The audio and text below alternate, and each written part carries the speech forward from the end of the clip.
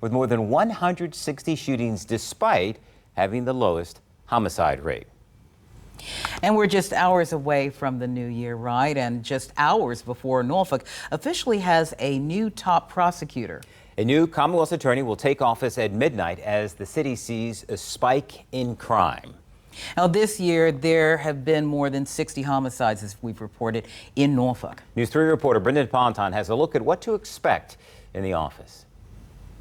Ramin Fadahi will be overseeing 40 prosecutors here at the Norfolk courthouse, and he's hoping some new strategies will fight back against crime. Shootings and gun violence have plagued Hampton Roads and the city of Norfolk this year.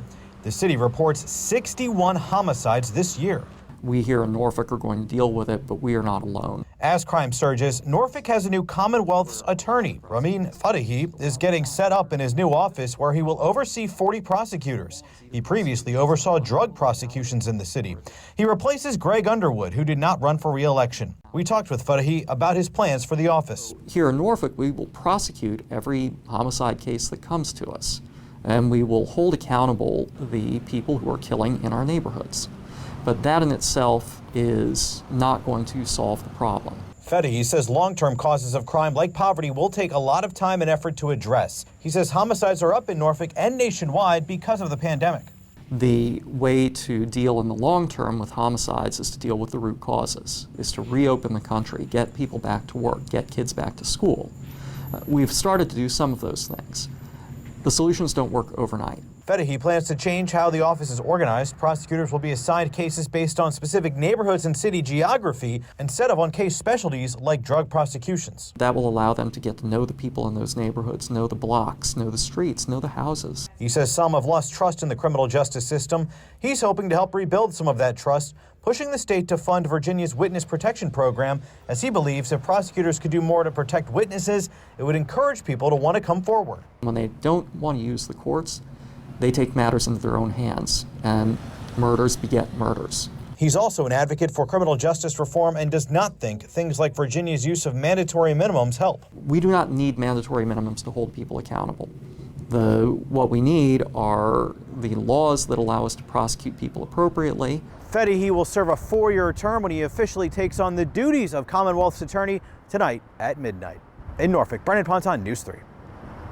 News 3 has been looking into the gun violence problem in Hampton Roads and in Norfolk all year long. We've talked several times with Norfolk Police Chief Larry Boone. Now, the chief has told us he believes the spike in crime is related to the flow of illegal guns throughout the city. And he also says that people need to change their mindset away from solving conflicts by resorting to violence. And we also spoke to a member of the Stop the Violence team today. Bilal Muhammad says the number of homicides this year in the city is, in his words, unbelievable.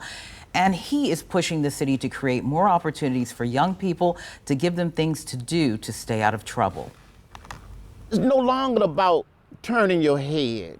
It's about the responsibility of our youth, our little ones. We have to establish a better direction, foundation for the future of our youth. I was like this. Mr. Mohammed is hoping the year will end peacefully and that 2022 will start on a better note. Now, you can find our investigations into how local and national law enforcement trace the guns that end up on our streets.